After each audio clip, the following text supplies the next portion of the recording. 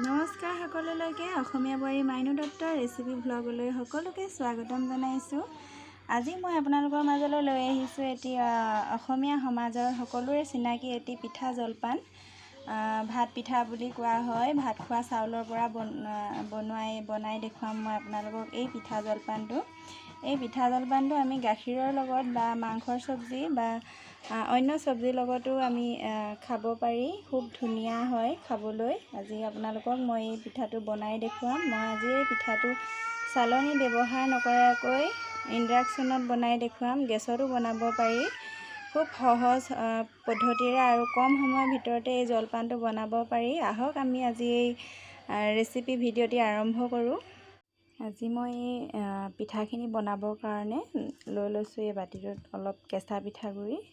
মই অকণমান বনাইছোঁ কাৰণ আমাৰ জ্ঞান শুই আছে, জ্ঞানৰ কাৰণে বনাইছোঁ আৰু বনাওঁতে ভাবিলোঁ আপোনালোককো লগতে ভিডিঅ'টো বনাই দেখুৱাই দিওঁ আজি ৰেচিপিটো। মই পিঠাগুড়ি লৈ লৈছোঁ, ইয়াত অকণমান সোৱাদ অনুযায়ী নিমখ দি লৈছোঁ। নিমখ দি এনেদৰে ভালদৰে পিঠাখিনি মিক্স কৰি লৈছোঁ। মিক্স কৰি অলপ পানীৰে এনেদৰে মঠি ল'ম পিঠাখিনি। এই পিঠাটো বনাবলৈ একেবাৰে সহজ আৰু সকলোৱে পিঠা বনোৱা ঘৰত সকলোৱে দেখিছেই। প্ৰায় আমাৰ অসমীয়া সমাজত ভাদমহীয়া যিসকল ভাদ মাহত জন্ম হয় তেখেতলোকক প্ৰতি বছৰে ভাদ মাহত এই পিঠা খুওৱা হয়েই। আমাৰ গুণজনো ভাদ মাহত জন্ম হোৱা, সেইকাৰণে তাকো প্ৰতি বছৰে এনেধৰণে বনাই দিয়া হয়। তথাপিতো বনাবলৈ এইখিনি বহুত আচলতে ইয়াৰ কাৰণে চালনী দৰকাৰ হয়, বাঁহৰ চালনী নাইবা এনেধৰণে ভাত পিঠা বনোৱা এক্সট্ৰা চালনী বনাবও পাৰি। বৰ মেহনত হয় যদিও ইমানো টান নহয়। আমি ঘৰতে কেতিয়াবা বনাই খাওঁ বুলি ক'লে একেবাৰে সহজ পদ্ধতিৰে বনাব পাৰি।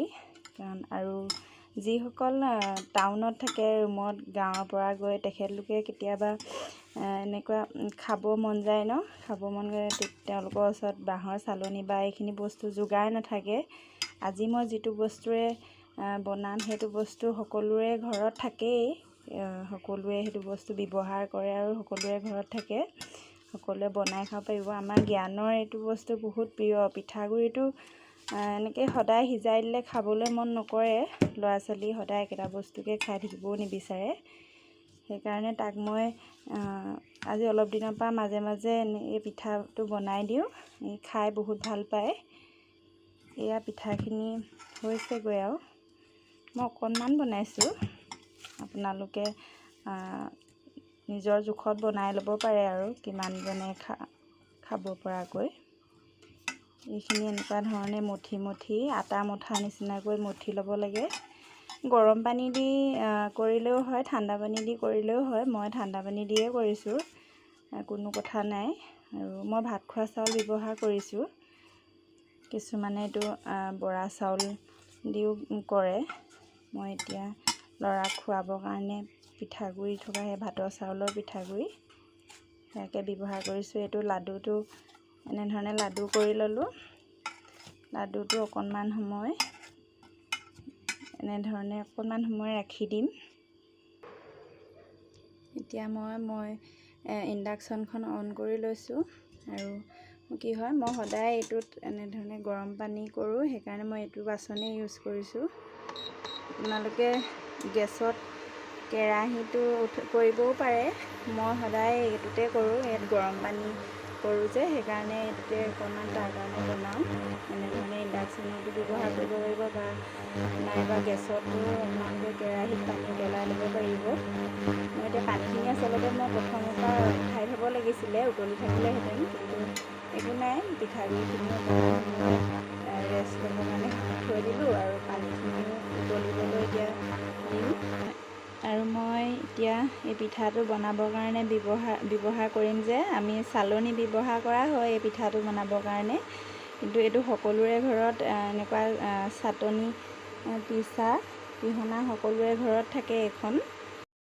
আৰু এইখনেৰে মই আজি পিঠাখিনি বনাম, আপোনালোকে চাই থাকিব। পানীখিনি উতল আহিছে আৰু ভালদৰে পানীখিনি এনেধৰণে উতলিবলৈ দিব লাগিব। ভালদৰে উতলিলে পিঠাটো ধুনীয়া হয়।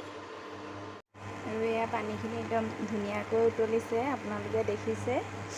মই এতিয়া এই পিঠাটো এনেকৈ লাডু এটা এনেধৰণে কৰি ল'ম।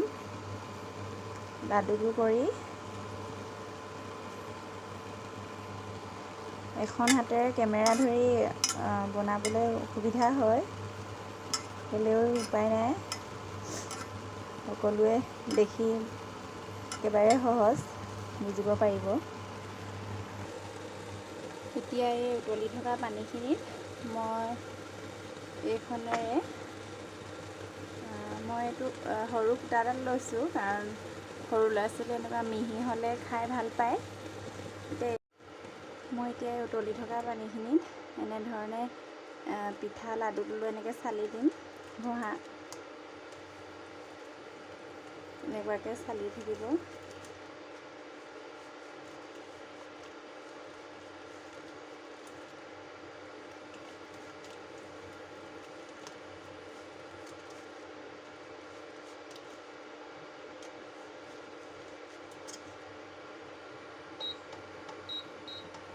অকণমান বঢ়াই দিছোঁ, মই পানীখিনি বেছি উতলি যোৱাৰ কাৰণে। হাতত উফহি আহে বুলি কমাই লৈছিলোঁ। আৰু 2 নম্বৰ লাডুটো লৈছোঁ।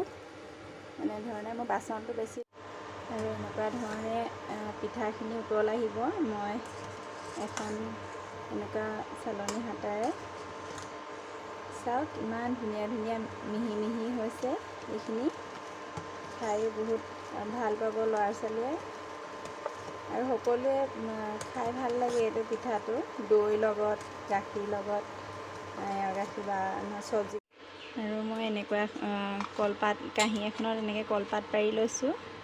ইয়াত এতিয়া পিঠাখিনি কাঢ়ি দিম। এতিয়া মই পিঠাখিনি এনেধৰণে কাঢ়ি লৈ এই কলপাতখন এনেধৰণে মেলি দিম।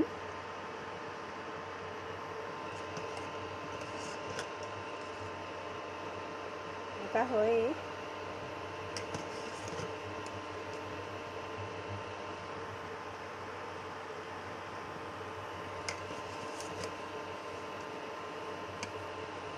এনেকুৱা ধৰণে আমি পিঠাখিনি বনাব পাৰি খুব সহজতে।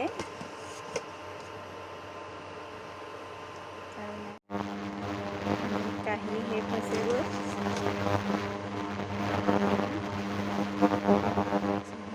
অফ কৰি দিছোঁ। এইখিনি চাওক, খুব ধুনীয়াকৈ এটা এটা হৈ গৈছে। এতিয়া এইখিনি অলপ সময়